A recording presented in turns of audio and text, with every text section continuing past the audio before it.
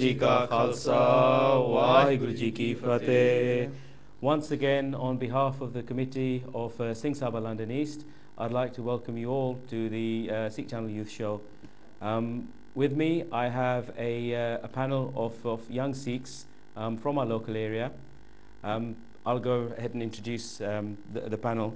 I have by Amritpal Singh. Now, Bhai Amritpal Singh is a business consultant and also an active member of the Sikh community within the local area, and also quite involved in activities within the city groups, which some of the Sikh professional groups organise. We have Manmohan Singh ji. Now, Manmohan Singh, familiar face to you all. Manmohan Singh is a police officer in the Metropolitan Police, heavily involved in local seva as well as national seva. We have Bhai Tasveer Singh at the back. Tasveer Singh is a finance manager, again a very familiar face to you. And we have at the end here Bhai Sukhbir Singh. Now, Bhai Sukhbir Singh has a very interesting job. He's a headhunter, stroke management consultant. So take that as you may. But Bhai Sub's involved in some very interesting things as part of his daily work. So as usual, we'll go straight into the topic. And this week, we're going to talk about what's relevant around the month of November. And that is the actual terminology or the phrase remembrance. How does remembrance actually affect us? Now, the reason we've chosen this topic, remembrance, is that in the month of November, we do appear to have quite a few historical events that we get together and we either commemorate at the Gurdwara or we discuss amongst ourselves within the community, which have a massive impact and a massive effect on us as a global community. To name a few, in the month of November, we start off by remembering the genocide, as we call it now, that took place in November 1984, where mass killings of Sikh took place, rapes of Sikh women, and the looting and the property damage of Sikh properties within Delhi and other cities took place in just a short span of 6 days, I believe, in total. So that's something that we normally start the month of November in. Then we go into the month, and Bandi Divas comes into the month as well. So we have remembrance and contemplation on Guru Hargobind Sahib, our sixth Guru, and we focus upon the activities of Guru Hargobind Sahib Gurdwara, particularly the events around Bandi Divas and the release of Guru Hargobind Sahib. So that's something, again, we'll bring into the discussion. And finally, another strong event that takes place and plays a massive part, especially the British Sikhs, is Remembrance, the actual Remembrance Day itself, and Remembrance of the World Wars and the Sikh participation within the World Wars. Now, as you can see around, as Sikhs, we commemorate the sacrifices of the veterans and the people, the soldiers who lost their lives in the World Wars with the poppy. We're aware of a specific Khanda poppy that's also been commissioned by the Sikh community to represent our sacrifices within the Sikh community. So we played a big part in that, and that's something else that we'll bring into this discussion. So, talking about remembrance, starting from what does remembrance actually mean to us? Why does remembrance play such an important part in Sikh culture? When we talk about November 84, and we talk about just not November, but other events in Sikh history, such as Kalukaras, genocides, Sakas, for instance, the Nankana Sahib massacres of the 1920s, Panja Sahib, the deaths at Gurdwara Panja Sahib back in the 1920s as well, 1984, battles, Kalukaras, constantly comes up in Sikh discussions, in kathas, and in Sikh prayer as well, in Ardas. Now let's not forget, remembrance plays a massive part in the Sikh Ardas, and we're all familiar with the actual Ardas itself, particularly the part where we say Jina Singha Singhriya ne Dharm hate sees te band katwaye खोपरा लहाइयाँ चरकरियाँ ते चरे आर्या नाल चीरे गए गुरुद्वारा दी सेवा लई कुर्बानियां कीतियां धर्म नहीं हारे सिक्खी केसा स्वासा संग निभाई तिना दी कमाई दा ध्यान तरके खालसा जी साहिब बोलना जी Waheguru. That's something that we say twice a day. Most good Sikhs would say that twice a day. Now if you actually look at the literal translation and literal meanings of that, and we're talking about people who have given sacrificed their heads, the heads have been cut off. We're talking about people who have been cut into pieces, from the joints of their bodies. We're talking about people whose scalps have been removed. We're talking about people who have been tied and rotated on wheels and broken into pieces. We're talking about people who have been cut by saws, boiled in cauldrons. So that's the kind of imagery that we're discussing. Very graphic in the Gurdwara. I think often we don't understand the graphic descriptions that are being mentioned in the Ardas itself. And then you walk around the Gurdwara Sahibs and you will see our pictures within the langar halls and other parts of the Gurdwara of various events that have taken place in Sikh history. You will see the images of Bhai Taru Singh, of Bhai Mani Singh, of the Sikh lady, the Sikh Bibiyan, whose babies, the parts of their children were wrapped around their as hars around their neck. So we've got very graphic images there. Now often an outsider might come in there and look at us and think, well, what are you guys on? What are you guys going on about? Why are you constantly bringing this imagery out? Why are you constantly digging up on the past? I mean, is that something that we should be accused of? Are we constantly digging up the past? Should we leave the past behind? Should we just walk away? Should we just get on with our future? Is that something we should do? Perhaps we bring too much of our past up. So let's go straight into that discussion. And if anyone's keen to start that off. I think one of the important things is that this remembrance and this focusing on what our Guru Sikhs did. First of all, that's just us respecting those who followed the footsteps of the Guru. Don't forget Guru Arjan Dev Ji, Guru Tegh Bahadur Ji, they gave these gruesome sacrifices as well. Mm-hmm.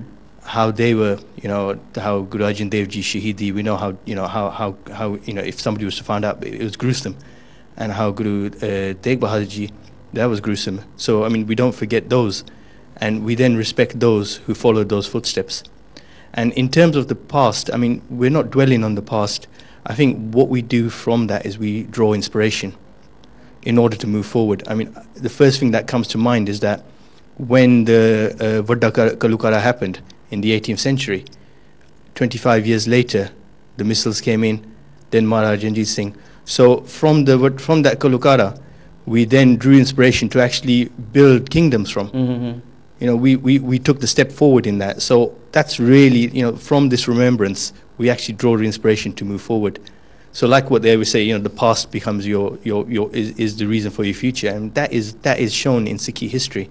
Mm-hmm. And that's how we, that's how we will move forward. Whatever the past is, will be. Saying that they say that if you don't know where you've come from, you don't know where you're going. Certainly that I think applies to us as Sikhs, because I think when we structured the Ardas, when our ancestors or predecessors, as you would like to call them, did structure our Ardas, they ensured that we remembered what we needed to remember in order to, what Bhai Sahib said here, in order to draw some inspiration, to have a direction, to take ourselves forward.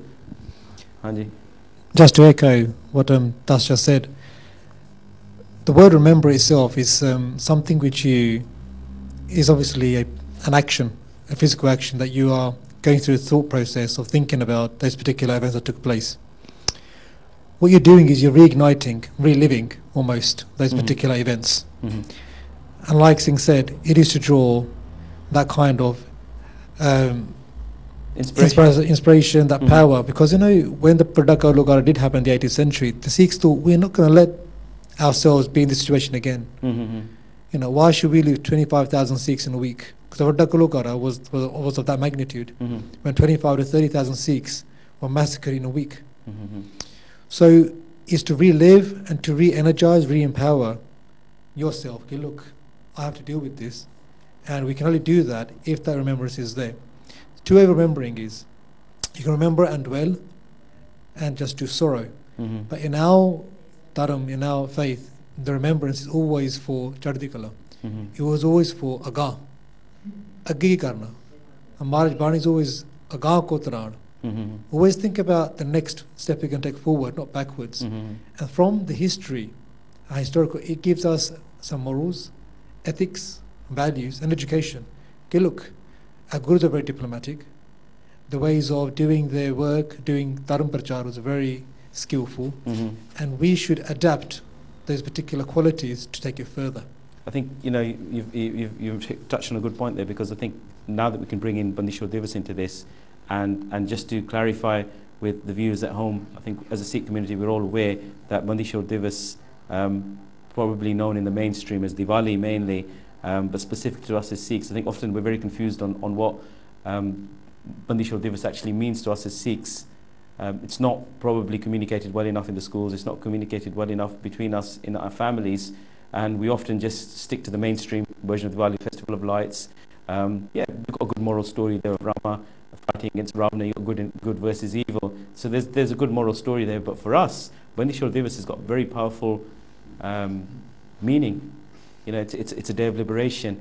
It's a day, now you just mentioned there that the Gurus with their moral and ethical stand worked towards the betterment of others, and you've got here a Guru Hargobind Sahib, who could have been freed, yet he ensured with his freedom was the freedom of 52 other political prisoners. Now that's a mass foundation. He could have left. He could have left entirely on his own. He was free to do so, and I think it's important as well. We're talking about Guru Hargobind Singh Sahibji, and we talk about remembrance, and it's about evolution. It's about what happens to you changes you as a person. That's right on a personal level, and it's right on a community level as well. So it was the Italian philosopher Cicero who said to not know what happened before you were born is to remain forever a child. Because if you think about it, it's like Groundhog Day. If every time that you learn something you forget it instantly, you're going to constantly be going in the same rotation without any change at all. So evolution, we saw with Guru Hargobind Sahibji, from Guru Arjan Dev Ji's martyrdom, there was a change, and it was a change in the Sikh psyche, in the Sikh philosophy, the Sikh theology, which carried right on the militarization, the acceptance of Miri Biri, and the idea that spiritual power is only as strong as your ability to be able to defend your right to carry out that worship, have the right to belief. So it was that understanding that, you know, Sikhi wasn't in the frame, or didn't believe in becoming an ascetic and sitting on a mountain somewhere and just dwelling on the spiritual internally with yourself. It was about being part of the community, empowering the community, and allowing other people to have the right to worship, the right to have free association and belief. So Guru Hargobind Sahibji, we can see there's an evolution there from Guru Arjan Dev Ji.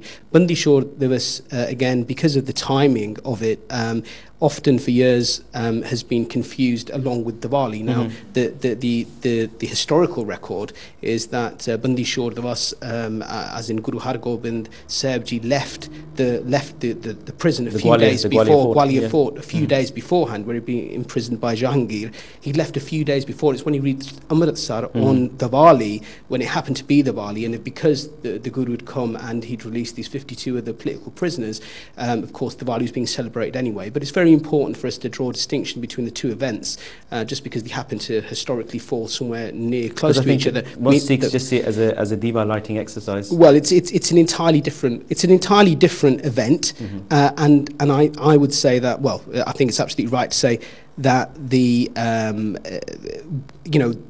framework that it's based on and what's inspired that are in two entirely different things. I appreciate that the Diwali story with Ravan and Rama is kind of seen as an allegory of the battle between good and evil. But also, if you take it onto, I mean, it can also be viewed on a quite personal level. You know, a personal feud or conflict between two families, essentially. And you know, if we're to talk about remembrance, of course, Ravan's still burnt to this day in India, and you know that's millennia after it apparently took place. So you know, again, it's another facet for us to remember why we remember. And I think Manmohan put it very well, that other people talk about dragging up the past, or if you think about what happened in the past, you never get into the, you never move forward, you're stuck in the past. within Sikhi, it's not that kind of a remembrance. It's not a dwelling upon and burning and kind of hurting yourself internally by almost just being brought up with the hatred in remembrance. It's remembering, appreciating, and saying, okay, this is what's happened to us, and we can't ever forget it. You know, the ardas every day that it's done. I mean, we stand there, but if you try and visualize in your mind those images of the bibiyan with the tote of the butcher, you know, their arm, their leg, that had been chopped into pieces, put around with a rope, hung around their neck, and then they were then forced to mill flour for the Mughal armies. Now, whilst the ardas is being said, if you try and visualize that, just close your eyes even if you need to, and just try and bring those images into your head, it will empower you. It will. It'll empower you in your daily life. You know, the little things which we get upset about, we all get sad and we get, you know, distraught about, these do pale into insignificance against what Sikhs have been through. And it's when you look at that will give you power and strength in your own life as well. 100%. I mean, some very wise words there. You know, when I was looking at an encyclopedia definition of remembrance, and I found this very interesting. Remembrance is a fundamental characteristic of human nature to remember and commemorate, not merely for the sake of our own peace of mind, but for the instruction of future generations that they might recognize the price of freedom. So I think it's quite clear to what Bhai Sukhbir Singh said as well. It's putting a value on what's happened. By remembering that, we're putting a value on those events, and we're not letting those events just be swept under the carpet. Maybe that's the best way of describing it. Hani? I think you said it quite right at the beginning. Without knowing your past, you don't know where you're going. And there's also once I heard something along the lines of, if you truly do not know your history, you are like a leaf that doesn't know that you're part of a bigger tree. And I think this is what these kind of events and remembering events that have happened within the Sikh Dharam and within our community. It helps us define who we are, and gives us courage to kind of move, as you spoke about earlier, gives us inspiration, gives us the ability to kind of go through our day-to-day activities without getting too ground up in what may be affecting us sort of psychologically as well. I think, as you know, one of the biggest events that's going to be happening in November is the Remembrance itself, the Remembrance service, what the world wars, the price that was paid through human life for freedom, and again, it's that freedom that we need to remember. That how has it been sought? And you know, we started off by describing what it may have been a very different Europe if all those men and women hadn't laid down their lives. Nearly 60 or 60, 70 years ago now. You know, and well, it's nearly fascist country. Exactly, 90 years for the First World War. So, and again, the same. And these ideas of freedom, they weren't something new that just came about. So 70 or 90 years ago, Guru Hargobind Sahib Ji, when he refused to leave prison during what we describe as Bandi Gurdwara, when he refused to leave prison on his own and he wouldn't leave without the 52 odd princes, it was because he cared about their freedom, not only his own but other people's freedom. And during the World War, people laid down their lives not for themselves but for others, for their future generations. And these sacrifices that people, our gurus, done, and who we remember in the ardas, these sacrifices are what we remember, and it gives us a grounding in who we actually are. In a way, it puts our day-to-day life into context. Because, you know, how bad can your day be? Because, you know, I'm not looking at it that way, but how bad can things be in life when you, like Baji mentioned there, when you do talk about the matas that had the tote of their children around their neck, and you look at yourself and you're thinking, you know, I've had a bad day, but, you know, they stuck to their Sikhi all the way through, because we do have down days. You're not going to deny it. You know, there are times when, you know, sometimes things do get you down a bit, but they do give you inspiration to carry on. You think, you know, they took these battles forward, you know, so it's worthwhile taking these battles forward. But I think one thing I just want to also bring in before Munmagan speaks is that with the whole Bandi Chhor Divas, the story that leads up to the actual Bandi Chhor Divas day itself, if I'm not mistaken, Guru Hargobind Sahib Maharaj was in prison for 7 years. I think we don't actually discuss that much. I think people don't actually realize that that was the duration. I might be wrong and I do apologize, but I know it was a significant period of time. And I think we don't visualize this actual event in prison, you know, that Sikhs, the Guru of the Sikhs was in prison itself, and how we must have been dealing with that. I mean, like what you're saying, yeah, it was 7 years of imprisonment. So again, let's not assume that this was a nice, open, clean prison. This would have been, you know... Let's think about medieval prisons. If you've been to London dungeons, you know what prisons are like. You know, so let's not be clean. We know what Indian prisons are like now. Yeah. What they've been then. Those Rajah, those 52 Rajah, they were being poisoned every day. You know, slowly they were being poisoned. So they were, you know, at a very, very low point at the time. After then, you know, after they were released, after Guru Hargobind Sahib Ji got them released. I mean, again, it shows Maharaj's, in fact, wit to a point, because where, you know, Jahangir says that, you know, whoever holds on to Guru Hargobind Sahib Ji's chola will be played released. A game, and that was it. Maharaj's wit was even more than that. He got the chola designed with 52 kalyan, so he cleared the whole prison out. Yeah. You know, so that shows how much. And then so the whole Bandi Chhor, we call it Bandi Chhor Divas, but it's not a day, because then from there Maharaj took, so Gwalior is Rajasthan. Yeah, from Rajasthan, Maharaj then came through and then came to Punjab. I mean, as far as I know, it was about a year's journey. And there are many, many Gurdwaras which you'll see on that. So it was a day. This is liberation. That's why it's called a Bandi Chhor. This is a liberation tour, basically. You know, Maharaj went and liberated so many, and you'll find so many. It was like Maharaj, just while he was coming, people's lives were changing then in those areas. You know, there are many, many Gurdwaras. You know, even there's the Gurdwara Sahib, which has got Gurdwaras on the route back to Amritsar. And then there's the Gurdwara itself, which has Maharaj's Chola Sahib still. You know, the one with the 52 kalyan. You know, those kind of you know. So it have to see it in context.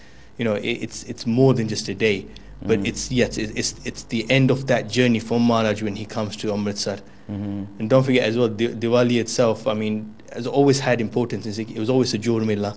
It's from Guru Amar Das Ji. That's right. Guru Amar Das Ji's days. They started the Jhor Mela Seva, where we knew Sikhs couldn't come to see the Guru very often, so they will come maybe 2 or 3 times. But we've got to think about it, the logistics of how Punjab would have been in those days. You needed to have meeting points, and you needed to have meeting points which the Aam Sangat recognised. So Diwali, you know, Vaisakhi, as far as I know, were those meeting points, and logistically we were able to mobilize. The Gurus were able to mobilize all the Sikhs together and have them in one place at that specific point in time. Hence, we use those festivals and those events. I think just listening to that story, it makes me proud in a sense to know that I'm part of a community that's got such a rich history and culture, and it's surprising, like, for such a young community, for such a young religion, if you want to call it, we've got such a rich heritage. So, and again, so coming back to the point of remembering, by making these stories more public and ensuring that the larger Sangat get understand what exactly happened, what the reasons why they happened, it kind of drives the community forward. And you were saying, Mangan Party, earlier about, you know, what happens next, what can we learn from these stories, and how can we move forward. As we're on the Bandi Chhor Apne Divas itself, when you look at the characteristics or the Maharaj's kind of, you know, thought process, you know, Jahangir was the person who commissioned Guru Arjan Dev Shahidi. You know, we always overlook the fact that Jahangir was the same emperor that, through the advice of Chandu, commissioned the Shahid Guru Arjan Dev Ji. And when Maharaj had the chance, Shahm Pasha, he didn't take revenge, like Paisa was saying earlier. When you look at the story of Ram and Ravan, it was a fight almost between families for revenge of the abduction of Sita. Quite feudal. So here is the parallel, the comparison. Here you got Maharaj, he's got the perpetrator right in his hands. He commissioned the actual assassination of Guru Arjan Dev Ji. And if Maharaj had an element of revenge, he could have taken it. With all the power Maharaj had, or the Sangat he had, there would have been no question of taking it. But it wasn't about revenge. It was about making Jahangir understand where he went wrong, how he was ill-informed, and he did his own personal research through Chandu, and obviously he commissioned the assassination of Guru Arjan Dev Ji. So that shows that Maharaj, even though Maharaj had a lot of physical strength, a lot of spiritual strength, and he was very articulate in using warfare, he didn't misuse it. Yeah, it was perhaps it was a way of showing us how important lobbying, campaigning actually can be. You know, because you have to think, before Maharaj went into prison, by that time the Akal Takht was ready. The Khalsa was beginning to form. Yeah. You had Singhs bringing in Kore, political Shastra, visible, exactly. visible. And you're telling me if those things were not given the command, they would not come free Maharaj from Gwalior for 7 years? Of course they would have. But the fact remains that Maharaj didn't want to use physical force until it was necessary. So we need to again look at the kind of political strategies Maharaj used, which benefited the Sikhs and the wider community. And then Maharaj did get Chandu arrested and punished him as well for his deeds. That was because of Maharaj's good relationship with Jahangir. Because you have to remember, Jahangir was getting ill, and then he was saying to his advisors, remember, what am I getting marred for? And I'm getting supane of lions, who are standing on my chest, and they're trying to kill me. And that started to happen since Sheikh Pasha came into prison. And then they said, you need to get Sheikh Pasha out of prison. Only then these dreams will go away and your health will regain. And hence we all know that Maharaj Nijri Kalavartaiya. But it's to, again, we have to look at the depth of the whole divas, not just Diva Valta, Tichelege. It's Maharaj's actual whole way of living, his way of thought process. I'm not here to kill this person, but to actually educate this person on how to move forward. So as a community, it almost feels like we don't give justice to the whole events around Bandi Chhor Divas. And like I said when Sukhbir Singh was talking, it's almost become a diva lighting exercise for us. I don't think anyone really understands why they come to the Gurdwara. The majority of us do come. If we want to take a live present example, is the SOPW, Sikh Organisation of Prisoner Welfare. They are now leading this process of freeing political prisoners, be it Sikh at the present moment and non-Sikhs as well. But they're showing, look, our Guru led this light, and as Sikhs, we need to activize ourselves. And the Guru, and again, if you look at Hargobind Maharaj, from the age of 16, he became active. He's made Guru from the age of 16. And Maharaj ne straight away, Miri Piri Dastan, so Sukhbir just explained very nicely, adopted the spiritual and political right system straight away at the age of 16, and then continued it to the end. Sikhs need to be active. We need to be, in a way, looking at situations around us that need to be dealt with and get our hands dirty, get involved in whichever manner we can. Let's not forget also that Guru Nanak Dev Ji Maharaj, from very, in his 30s, was a political prisoner. And I think we also forget that. I think, I've mentioned this before as well. I think the imagery that we have of the Gurus and how the artists have represented these events often don't do it justice as well. No. When we see Guru Arjan Dev Ji with a chitta chola, very calm and relaxed, coming and sitting on a tati tavi, let's be honest, it was gruesome. There was 5 or 6 days of torture. There was certainly more than just Maharaj. The torture that Maharaj went through was more than just the tavi. There was hot sand being poured. There was psychological. Maharaj being wrapped in. I think it was in cowhide as well. There was a lot to this torture. Same with the Sahibzade as well. There was more to the torture of the Chote Sahibzade than just being bricked. So often, we take it for granted seeing these images. And seeing the elderly image of Guru Nanak Dev Ji and not realizing Guru Nanak Dev Ji was a young man in his 30s when he stood up to Babur, and when the Babur Nama, which is represented in the Babur Nama, Babur Bani, sorry, my mistake, but it's represented in that, not much older than us guys sitting in here, really, to be honest with you. That's just really interesting to know. Someone like myself, I didn't actually realize that Guru Nanak Dev Ji was imprisoned. And I guess that just goes to show that our Gurus, right from the beginning, from Guru Nanak Dev Ji, were activists in their own way.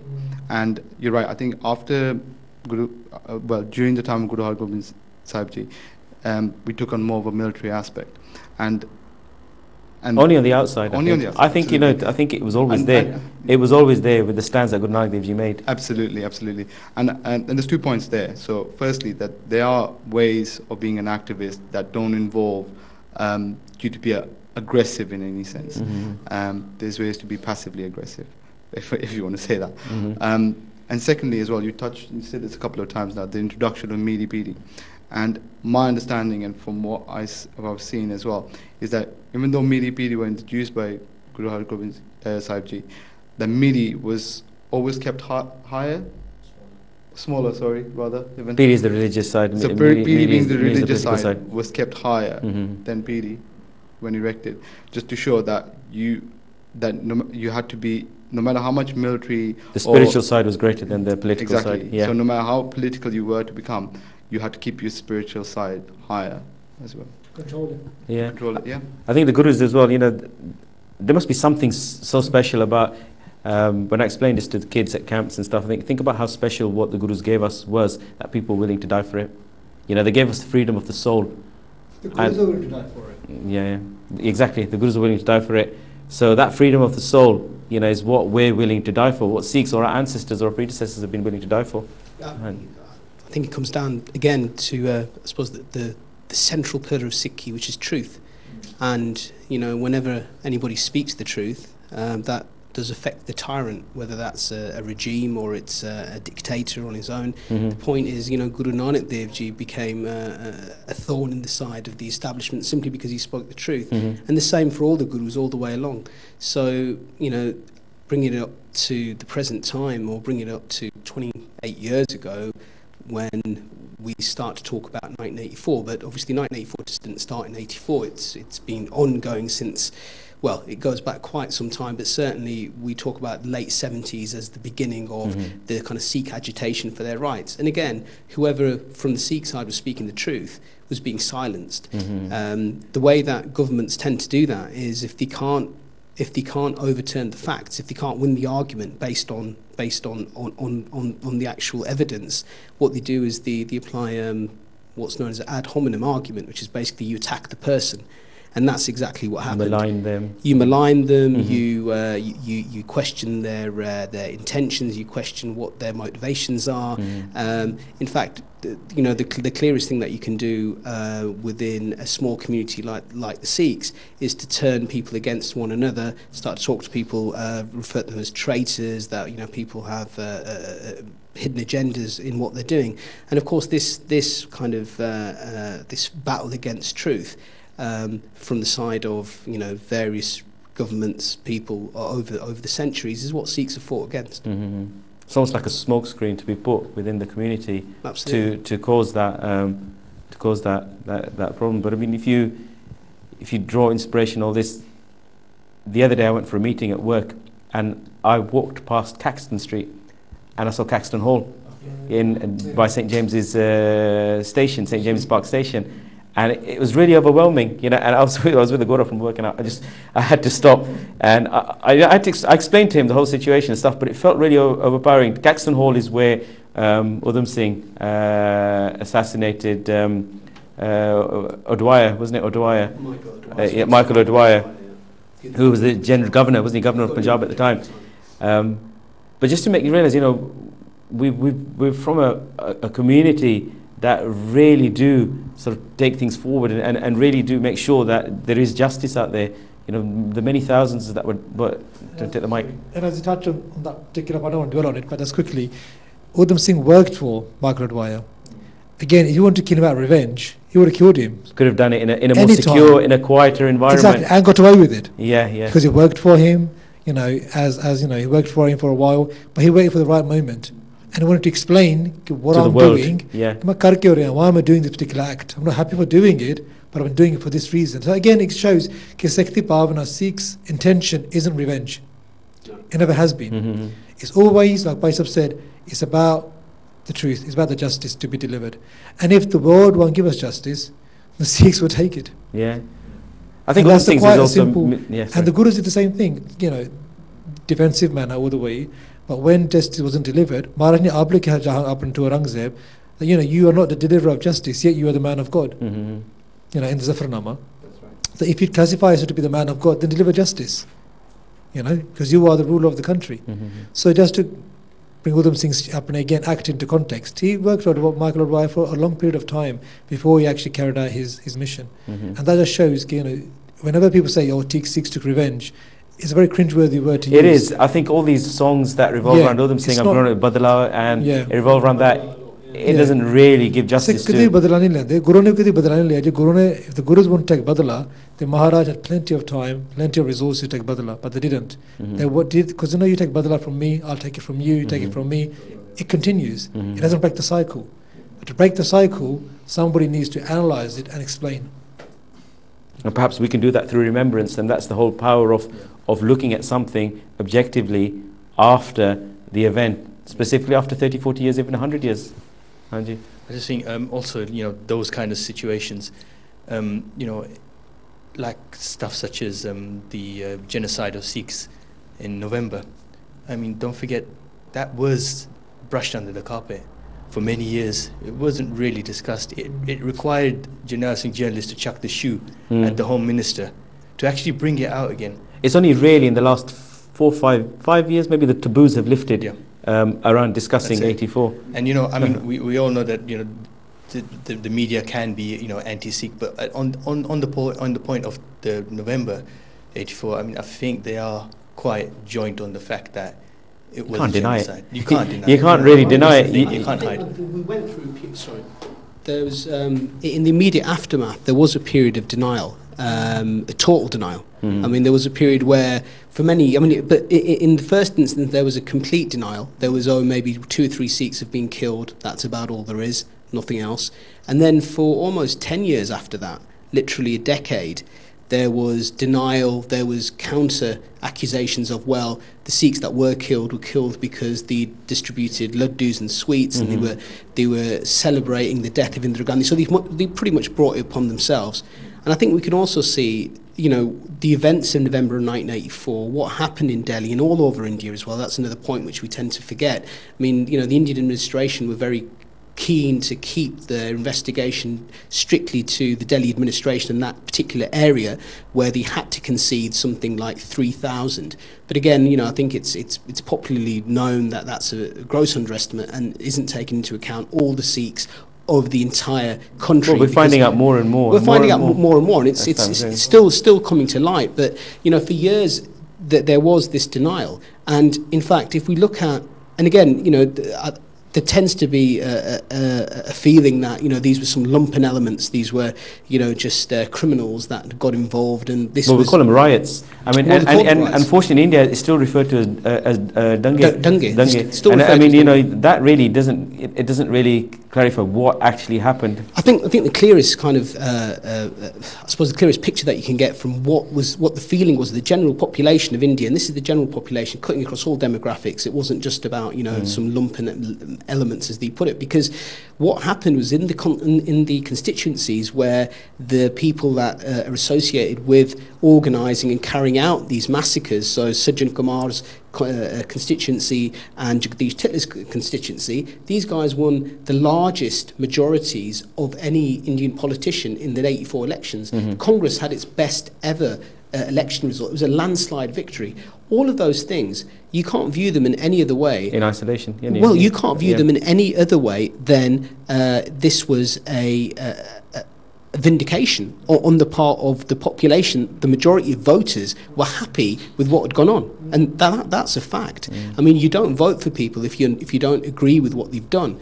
This was well known, popularly known, what these men had done, and they were actually commended for it. And now that has changed in recent years, but it's only changed because we've remembered, because we haven't forgotten. Because we're able to analyse, through this remembrance, we're able to analyse with I wouldn't say better technology, but perhaps a better understanding of the facts around the situation, and we're able to collate more information together. Well, we're just not stopped, in the sense, we might not have given it as much energy as we should have, but certainly, those Singh that haven't stopped, that have been relentless and kept going, they've kept that alive. And now future generations, I mean, we know when we have our march in June, we know when we see young Singhs in the Gurdwara, young Singh in the Gurdwara, these people weren't even born 28 years ago, but they're there and they're interested in 84, and they feel that they've been wrong, that their community's been wrong. Now, why is that?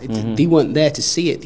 they didn't necessarily see anything, but it's that remembrance which has kept that alive. And now the Indian establishment has been forced into a position to say, well, actually, okay, we concede. What happened in November 1984 was wrong. They made that statement. They have, but there has also been a conscious attempt to try and separate two events. There's been a conscious attempt to try and separate Blue Star from November 1984. Concede November 1984 was bad and wrong, and it happened, and there were criminals, and we should have done more. But Blue Star was right. In fact, the two things are inextricably linked. And if November 1984 was wrong, then Blue Star was wrong as well. Because on both sides, the intention was the same, and it was to crush the Sikh psyche, which was wrong in itself. And, you know, we've seen that in history repeatedly, you know, whether it's been the British, whether it's been the Afghans, the Mughals, you know, like you said, you know, we've had this battle with every establishment when the Sikh stands up for the truth. No, just to kind of add to that, and maybe even say, George Orwell in his book aptly named 1984 as well. Yeah, I know. So yeah. He writes in there to destroy a particular type of people to destroy a particular type of people is by confusing and obscuring the history. So by not allowing them to remember what's happened through them, they are no longer, they're destroying it as a community. And I think, personally, I feel that we need to do more to ensure that we do remember what's happened to us in 1984. How did 1984 sort of come about? You know, what happened in 1978, for example, as well? How was that a precursor to what happened in 1984? And it was just because people were standing up for their rights. And coming back to what we were talking about Gurdwara Sahib and him being a political prisoner or prisoner of his conscience at the time, and trying to bring the community together and stand up for the community, and that's essentially what was happening in 1978, 1984, and it's led to the violence that we had to encounter. I mean, what I find when you're talking about all this remembrance as well, we've got a wealth of Itihasic Gurdwaras. I don't know if any other faith group actually has this kind of journey that we can have when we go to India and when we go for a yatra, as we call it. You know, you go and learn so much history. When you said Maharaja Chola Sahib is in one of the Gurukars, I mean, that's just amazing that we've got these artifacts that can link back. We've got these, you know, these specific Gurdwaras at specific sites where something happened, and we owe that to the missiles. We owe that to, you know, the likes of Bhai Gale Singh, you know, all those great Gur Sikhs who secured this history and ensured it was recorded, ensured there's Itihasic Gurdwaras. You know, I mean, it's amazing when you hear how Banglas and how the Delhi Gurdwaras came about, and how Bhai Gale Singh ensured and safeguarded those plots of land, and ensured that that's the only reason we're in Delhi. It's not to take your land on. We just want our history recorded and preserved so that we today can sit here and have these discussions. It's quite nicely you moved it on now. You know, like Gale Singh, for example, you'd use other examples from history as well. From remembrance, the next thing is a vision. Any remembrance or any itihas which you look back, it gave birth to a new vision, a new progressive movement. And if you look at the modern time as we are now, when we take inspiration, from Bandi Divas, from 84, from all of the previous events, we then begin to think, okay, what can we do next? What can we contribute? And that vision is what need to be now elaborated on. That vision is what we need to now clarify for our generation and for the forthcoming generation. What is that vision? Baba Gale Singh had that vision, and he succeeded. He took Dal Kila over, they put the Nishan Sahib there, they taxed the Indian subcontinent to build up those Gurdwara. They weren't built with nothing. The Indian, the establishment of that particular time, when the Sikhs took over Lal Kila, gave 50% of the contribution to Sikhs to build Sisganj, Rakabganj, I mean, all these Gurdwara, to re-establish them, and commission the Sikhs to go out and find out these places where they are. So it goes to show that remembrance is as valuable, it's only as valuable as the vision is. If you do not draw in, can't say the word again, inspiration. if you can't draw inspiration and then don't move on with it, then you're guilty. Then our generation is guilty for not taking the next step. And if we don't do the next step, then that's where you stop. What we don't want to do is fall in a comfort zone where we just don't do anything. And I think once you've stopped, then you're going to slide backwards. But wherever you have, that begins to slide away. And I dare to say it, I think we have stopped. No, we're in a comfort zone. We don't want to rock the boat. We might be saying all these things in our ardas. Yeah. We might be talking about Bandi Chhor Divas and all the other sakas and even 1984, but we're in a comfort zone. Let's not rock the boat. Because you know why? The vision will require, again, sacrifice. No vision is without a sacrifice. And that could be a sacrifice of time, Commitment. money, Yeah. commitment, your life. Mhm. We've had quite a few Bhagat Puran Singhs, you know, his establishment came down to see us, 84s, Save 84. And you see, look, these people have now got a vision and they're working with this vision to take it further. Boru Sahib have got a vision. Nishkam Sevak Jata have got a vision now. And if you look at these visions, it's quite amazing. They're all different part of the world, but they all come into this one point of vision, which is education. Either it's coming naturally or just evolving, or either they all think of the same. But education uplifts you out of poverty. Well, it is now, because even now, our wider community is still very uneducated, and it's quite nice to see. And now a lot of the wider establishments are looking at this, and they're now pumping a lot of money into Sikh education. And I think from that Sikh education, economical, social development will come further. Definitely, 100%. I mean, I'm really glad that you've touched on Save 84 as a charity, because I think they're not getting the credit that they do. And Save 84 is a charity that's going and spending time with the widows and the aftermath and the victims of November 84. And we forget that this is not just about widows now, this is about a second and a third generation who unfortunately have not received the same privileges that they deserve, and they are in poverty. And with poverty come all the problems of poverty, you get drugs, you get addictions, and we are battling that now. And we have neglected Delhi.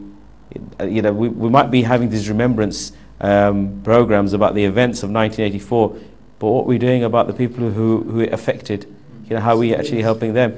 And they do need help. And Save 84, as far as I know, are the only ones that are actually going there within the colonies, which are slums. They're nothing more than slums. Going into the colonies and trying to build a future for these victims, and not just giving them handouts, but to develop them through education, like Manmohan Singh said it. And there's also they've also done a very good video, which shows just 213 faces of That's Sikhs very who powerful. died. Yeah. And they've got names, they've got families. You know, we need to relate to it. I mean, I think that's what happens. We sit in the West and we don't relate to actually the pain which people have gone through. And by looking at those videos, you do start seeing that, you know, this is an individual. You know, he might have had a family, he might have had this. What pain would he have felt when he was put on fire? Even this. Well, you think about your father, you think about yourself, you think about your loved ones. Even this, you know, Jasraj video. I don't know if you've seen that one, but that's a powerful image because they're walking through the streets with tires around their necks. Yeah. You know, again, that shows that does show how, you know, Sikhs are defiant as well. Because when we will remember like that. You know, you went us like that, and we will remember that we will walk down the streets with these tires around our necks. Well, that was one of the things apparently that was being said in Delhi. Apparently at the time, they were saying, you know, it was kind of, they made a joke of it. They said, "Yaad karega Khalsa." You know, we say Raj karega Khalsa, we're going to say Yaad karega Khalsa. But as much as they said it then as a joke, it's as much as they don't want us to remember either. You know, there's an active campaign to stop us remembering. I'd like to say that, you know, who are the people that ask us not to remember? The people that say forget. It's not the victims' families. The victims' families want us to remember. I mean, even if one of our elders dies, if one of our parents die, and they die of old age and pretty peacefully, you remember them every day. Now imagine if it was your child murdered brutally in the prime of his life. How can you forget that? I think, you know, ultimately, unless you've lost a loved one, unless you've seen your sister, your mother, your daughter raped in front of your eyes, you don't have the right to tell other people to forget. You really don't have the right. You know, what Virji was talking about before with regards to our history, there's been an active campaign to break our history, to either try and revise it, to make it wrong or dilute it, or the burning of the Sikh reference library after Blue Star, which was done whilst the complex was under full Indian Army control. They set fire to it. They removed a lot of literature a lot of handwritten manuscripts from the Sikh reference library, which is still held by India to this day, something they admitted to in 2004. George Fernandez, the then defence minister, admitted we have this materials, and then later on when the question was asked again in the Lok Sabha, they decided to deny it. You know, we're in a situation now where we're talking about erecting a memorial to the shaheeds of Blue Star, and yet the government isn't happy with that. The government is actively trying to stop that taking place. Now, when a museum was erected for Indira Gandhi, which exists there in Delhi, and there's a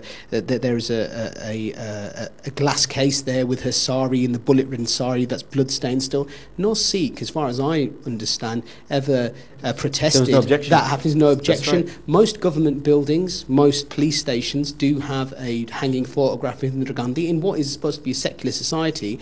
We're talking about erecting a memorial within a Sikh Gurdwara. So I don't within the understand, centre of the Sikhs. within the Sikh faith, the centre of the Sikh faith, and yet that is an issue. That's a problem.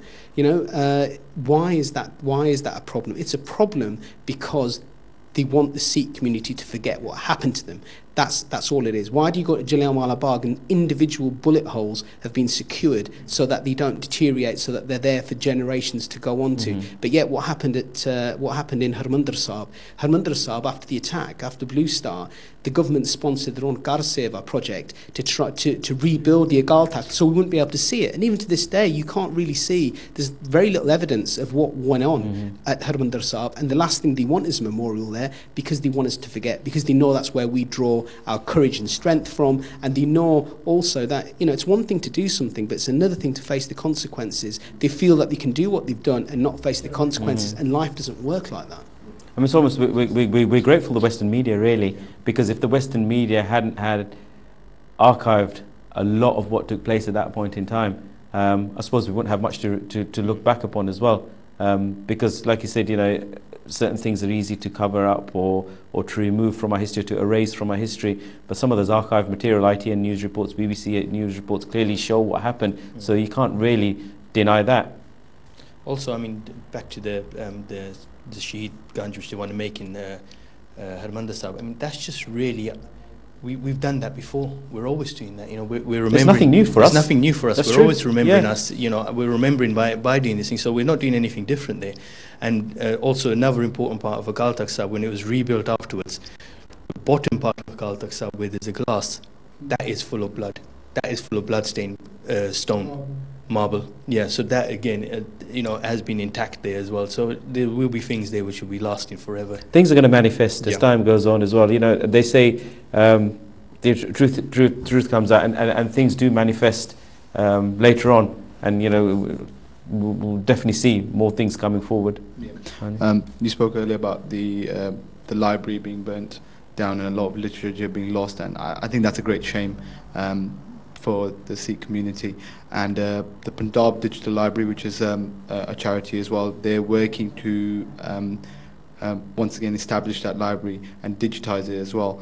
It's just something that I would want to mention and just you know, just draw your attention to something.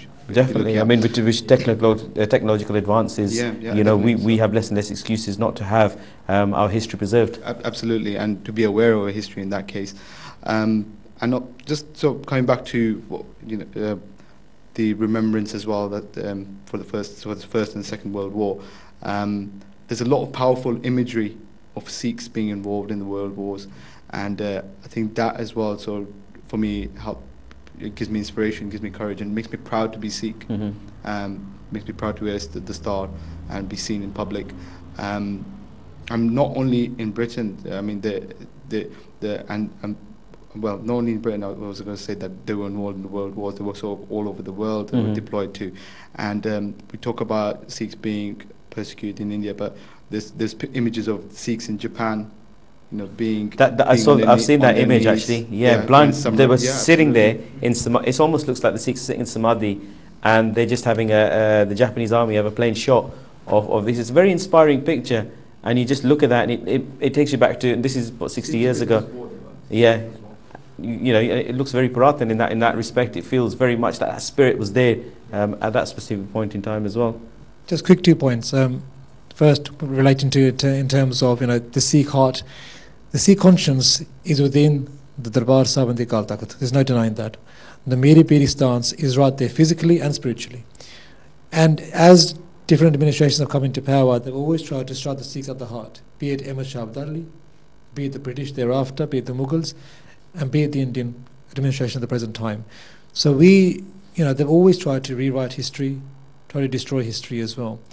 But one thing that we've had, which is very good, is Kathawajiks, is Prachariks, who are well learned, and they've kept us in tune of the facts, which we should be grateful to the Prachariks as well, and we should obviously give them due respect. And organisations as well. I mean, yes. I've got to say that one thing over the last 28 years, and credit where credit's due, the Sikh Federation UK, yes, and other Jathebandis who have ensured that certain things in the UK carry on, such as the Remembrance march that we have in Hyde Park and Trafalgar Square. That's an amazing influence in our lives, at least, because I think we perhaps would have not realised what had happened had they not been ensuring that happens every year. And we've helped them with the Seva ourselves over the last few years. We know how much work is involved in setting that whole stage up, the whole exercise. It's a massive, massive exercise. So credits due. Sikh Federation UK have done an amazing job in ensuring that remembrance is kept.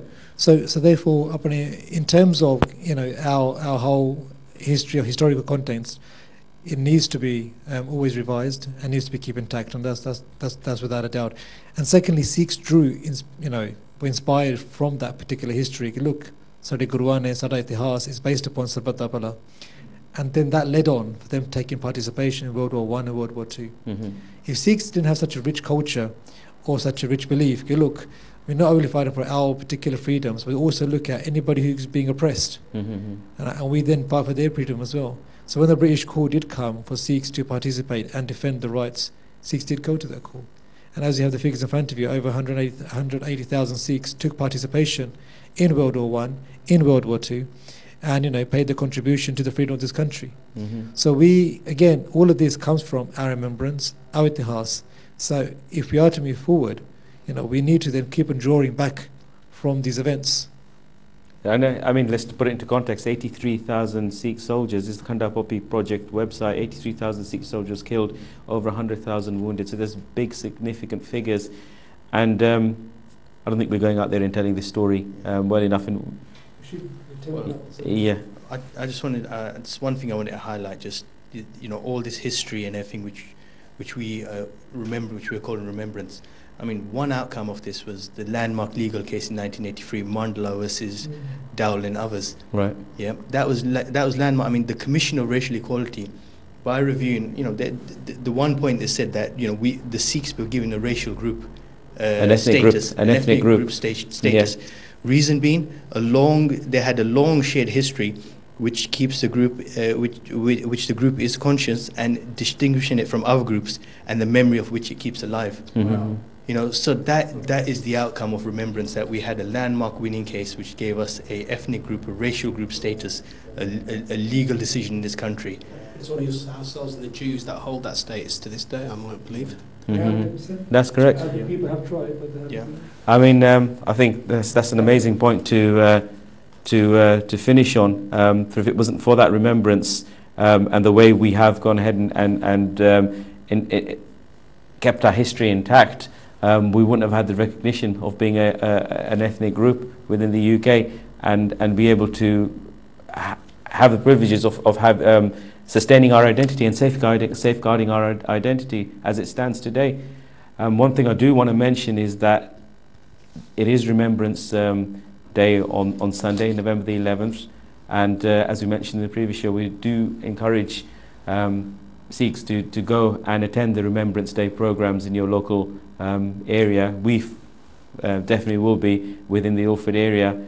The Khanda poppies, I believe, have been sold out on the website, but I have noticed that certain veterans are selling the Khanda poppies. I spotted one being sold in Sainsbury's the other day by one of the veterans who was selling poppies. So they are available, but that's not an excuse not to attend. If you don't have one of these, please do attend. Represent us as the Sikh community. It's something that we share with the mainstream community. It's something that we collectively were involved in with them. So certainly something that we should be Yeah, capitalizing, but yeah, represent yourselves as Sikhs and do attend. Again, on behalf of the committee of Singh Sabha London East, I'd like to thank Sikh Channel for coming down. I'd like to thank my fellow Veers from the local area for being involved in this show, and we'll see you soon. Waheguru Ji Ka Khalsa, Waheguru Ji Ki Fateh.